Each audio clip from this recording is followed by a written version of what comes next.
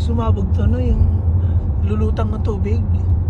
Ano? Ito, tubig yung taas ito, di ba? Alam mo ba nangyari sa amin, Anton? Yung iba sa basement pa yung theater namin, yung sa orthopedics.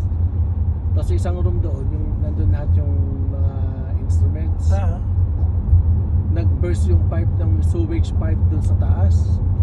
So doon lahat sa room na yun bumagsak. Shit. Kasi alam mo yung, di ba, mabaho. Yung baho. Sobrang baho talaga. Eh, doon talaga Sa instrumento pa. bus na sa lahat ng mga instrumento. Di ilang linggo kayong cancel. Walang kinancel. Hindi nag-cancel. So ang ginawa, inano muna yung mga kailangan sa yung inilabas Play-safe. lahat. Tapos nag-book lahat ng mga staff sa sterile services para tumulong sa pagpapa. Shit. Pero yung baho na sobrang baho talaga.